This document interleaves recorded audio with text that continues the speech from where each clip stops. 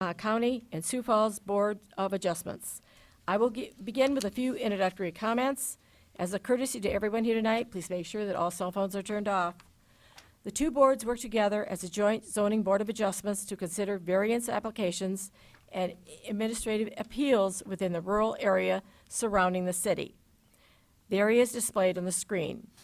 Actions taken by the Board of Adjustments require 2/3 majority vote for approval, and all actions are considered as final. First on the agenda is public input. Is there anyone here who wishes to speak on an item that is not on the agenda? At this time, the Board of Adjustment will consider the consent agenda. Items on the consent agenda are perceived to be non-controversial and meet all of the criteria requirements for approval of a variance. The consent agenda will be acted on in one motion with no public hearing on the items, unless a member of the public, the commission, or staff requests the item to be removed from the consent agenda for discussion. The minutes from the July 23rd, 2018 meeting are also included in the consent agenda. Does any planning commission member wish to have an item removed for discussion?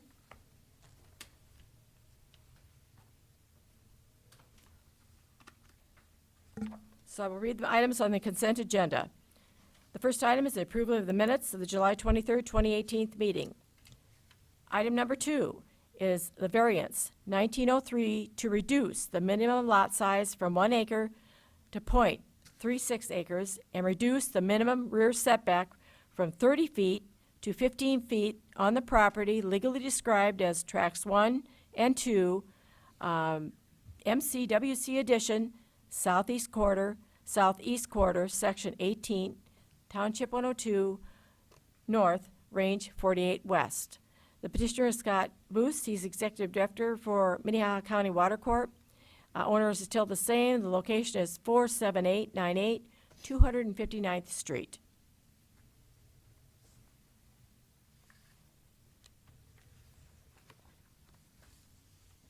Okay, those are the only two items on the consent agenda. I'll make a motion to approve item 1 and 2. I'll second. Okay, a motion made to approve item number 1 and item number 2 on the consent agenda. All those in favor? Aye. Opposed? Motion carries. So you said? Motion to approve consent agenda as presented. Second. We had approval in a second. Any discussion? All those in favor say aye. Aye. All those opposed, same sign. Passes on C6. We will move on to the regular agenda, and we'll follow the normal hearing procedure by requesting the planning staff to present a report on each item, and then request the petitioner to come forward and make a statement or answer any questions. Anyone from the audience wishing to address the items shall be recognized and move to the podium and state their name and address for the record. We will then discuss the matter and take appropriate action. Kevin? Good evening, Kevin Hookman, County Planning Department. This variance is requested to reduce the front yard setback of the lot in the front yard from 30 feet to 15 feet for the purpose of a single-family dwelling on the property.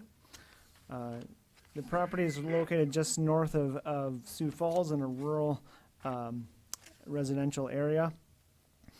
The property was 2 tracts that had been combined together so that the petitioner may request to build 1 single-family dwelling where 2 family dwellings would otherwise be permitted.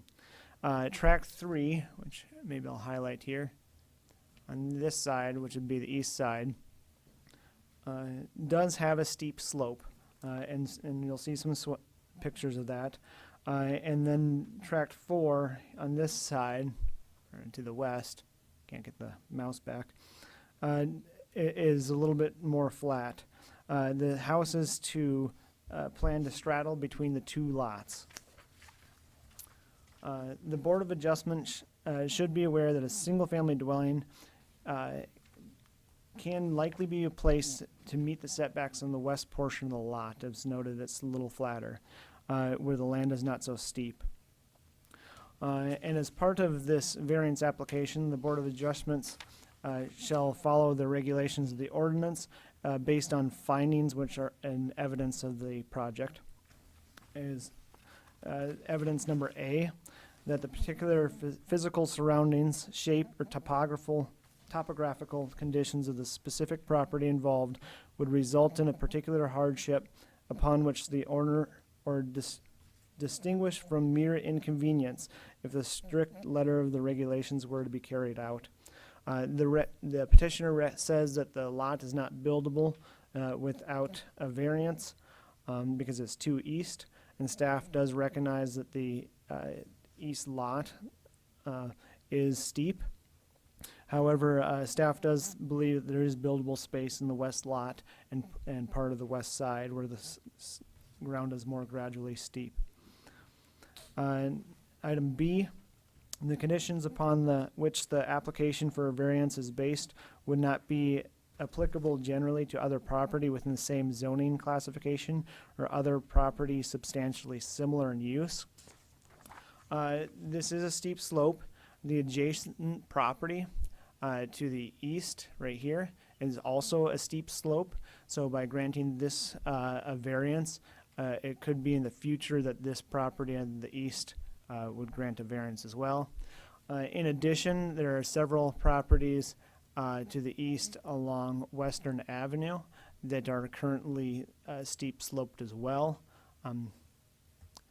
I'll show you the topography map that shows that they're similarly sloped, and yet they have single-family dwellings that are meeting the setbacks.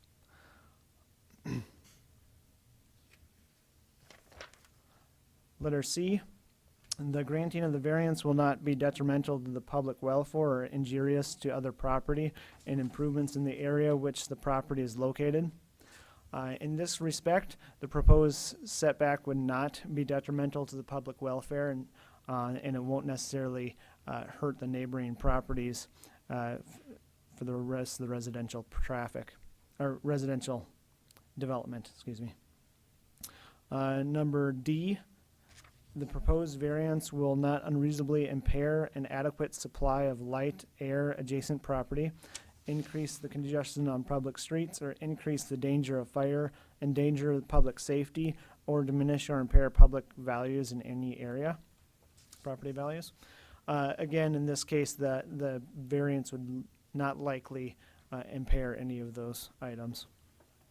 Letter E, that because the circumstances, conditions that there is no possibility that the property can be developed in strict conformity with the provisions of the zoning regulations, and that authorization of the variance is therefore necessary to enable the reasonable use of the property. It is likely that construction could be done on the slope with some increased cost to the property owner. But staff does find that there may be alternative locations on the property, such as the west side, where a dwelling could be placed. Letter F, that the variance, if authorized, will represent a minimum variance that will afford reasonable relief and will represent at least modification desirable of the zoning regulations. The petitioner has noted that he has made several adjustments in his own plans to bring the building as far back as he can. But again, staff feels that there's alternative locations yet. Staff finds that the property can still be developed with a single-family dwelling by other means, and therefore does not meet the provisions of the ordinance. So staff recommends denial of the variance. And I'll go through some photos. So there's the site plan of the house, and you'll see those dashed lines are the front yard setback, and it's going to be reduced by half to 15 feet from 30 feet. There's a photo. You can maybe barely see it right in the middle of the photo. There's a pin, like a stake in the ground, where the house would be located at the corner off the property line. And this is looking up a little bit further up the hill, more onto the lot, the tract 4, the west side of the lot, where it's a little flatter. A little bit more of a overall view of that area from the flat end to the slope. There's the end of the road where it turns down to the south. And then there's the steep sloped area of the tract 3. So here's a couple of the dwellings that are located on a steep slope towards Western Avenue. And that's what I have. Is there any questions?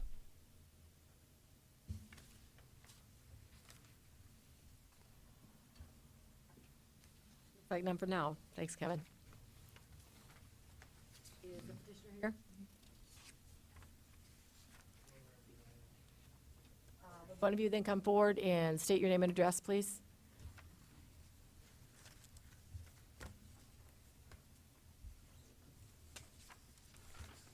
Jerry Myatt, 3305 Old Yankton Road, Sioux Falls.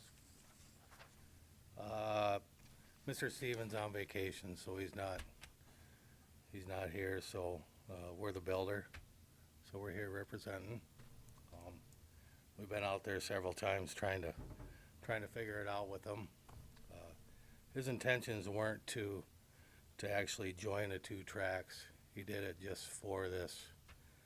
Yeah, actually would like to just make track 4 smaller and still separate it, but to try to get this to work, we did move it into track 4 a little bit to try to achieve this, but the fact is the slope is so severe, there's a good 12, 14 foot of fall, and you worry about a house sliding down the hill. That's our concern. The other concern is, from the property line to the edge of Flicker Drive, if you can see, there's probably 28 feet from the property line to the edge of Flicker Drive on track 3 or the edge of the house. If you look at the adjacent house, which is not really showing the outline of the house, there's only 19 feet from their property line to the edge of Flicker Road. So we don't really see an issue with distance from the road. The further we move the house over, he's already got like 125 foot driveway we have to build. So the further we try to even push the house to the west, the driveway just gets huge, long. It's kind of a big expense, and so that's kind of why we're here. Okay, is there any questions for this representative for the petitioner? Madam Chair, Sure. so yeah. is there a chance that there would be 2 houses built on these 2 lots? There could be. I mean, they're not, obviously, him joining the tracks, no, that's impossible. But, if he wanted to rezone this and the zoning committee were to approve, if he were to turn this 1 point whatever acre into maybe a 3/4 acre now, because he's only slid into that other tract about, I would say, 40 feet, and it's 240 feet wide. The further he does go west too on this property,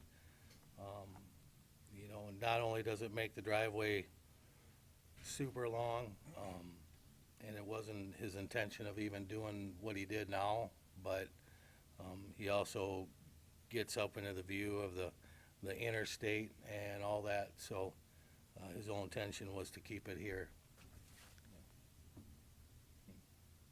Even if he could get 20 feet setback and not 15 or some relief would help our whole situation. Any other questions?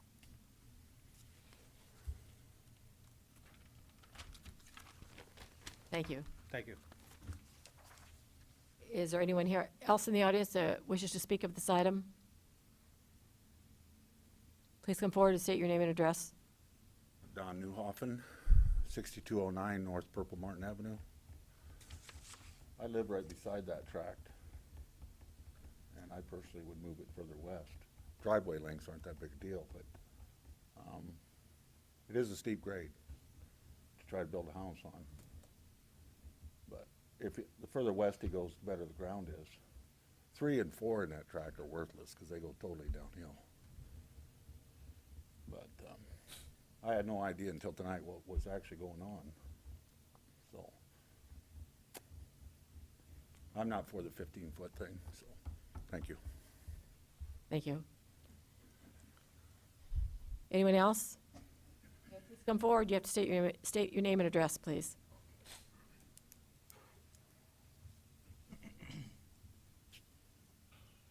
I'm Will Riesling. I'm also a neighbor in that neighborhood. Also supervisor for our township. And I didn't know how this was gonna lay out either. And that, for now, 2 years ago, we had all of our signage updated to the current standards of the US government. And we got arrow panels, I don't know if you saw in that picture, and those can't be moved. And so they're put there where they're supposed to be, but as far as the driveway, you're coming up north on Purple Martin and then intersecting with Flicker. So where's the driveway gonna be?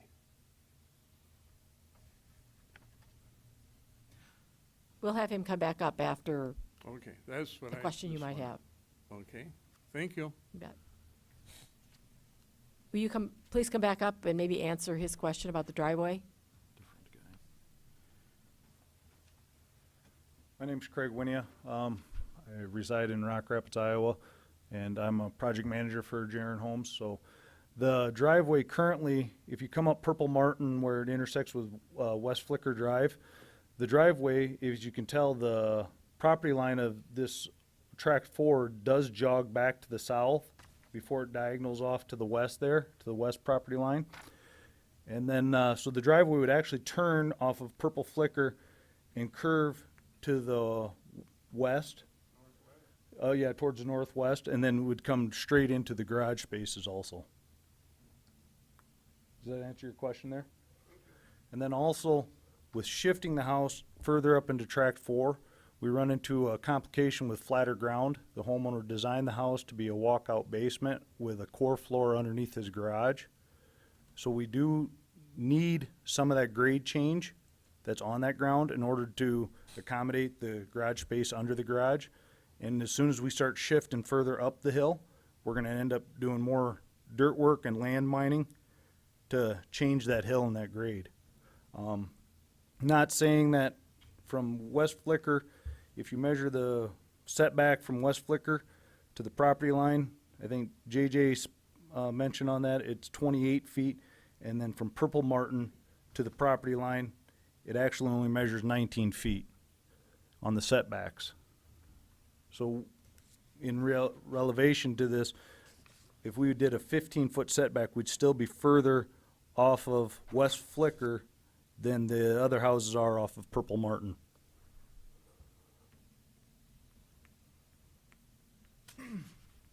Thank you.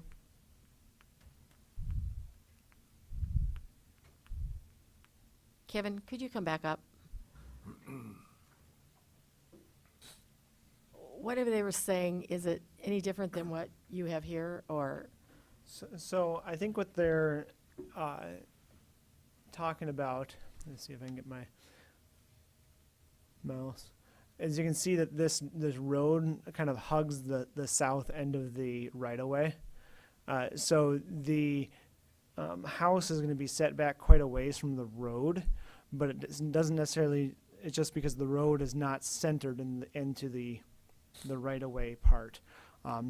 It could be problematic in the future, say when this area gets annexed by the city of Sioux Falls and Sioux Falls does road improvements, where that road will then be aligned in the center of the road, that would no longer be the case. It would be farther from the road. So. Okay. I think, does that answer your question? Yeah, that clarifies it a lot better. Okay. Any other questions for Kevin? Okay, thank you. Anyone else? I'm gonna close the floor then.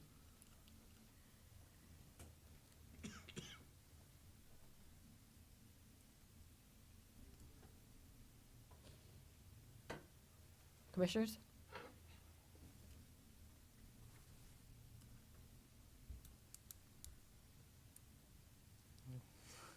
Jeff? Well, I guess I wish that the applicant was here, because it's not quite clear to me that we need to accommodate his dream house on this lot, which I'm certain, the quality of building on this lot was taken into account when it was sold. You know, it's not, it's not an easy lot to build on. I'd ask the city folks, have any of you guys been out there at all? I know the area a little bit. It is a challenge to build, I think. But this again is a board of adjustment rather than just a commission, a planning commission. And so the adjustments in the board of adjustment have to meet a higher standard based upon site-induced hardships. And as an architect, I know there's a lot of things you can do with building, but fighting the site is not one that's usually wise. And so this seems like it's trying to stick a building on here that may not be well suited for its site. And so that's really not what the Board of Adjustment is about, is trying to make anything happen. It's trying to allow variances that are site-induced, and this one does not appear to be site-induced in my opinion. Thank you.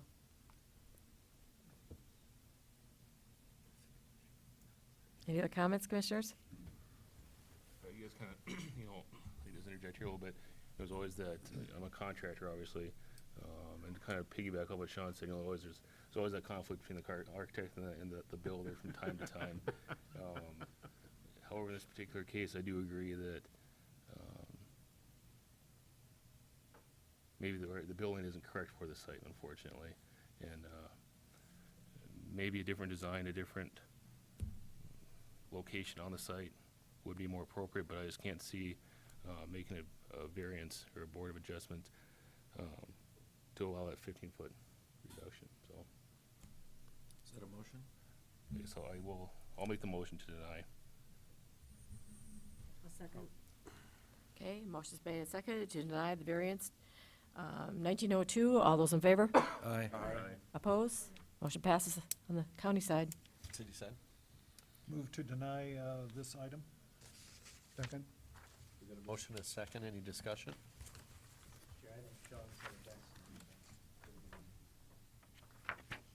Any other discussion? Okay. All those in favor say aye. Aye. All those opposed, same sign.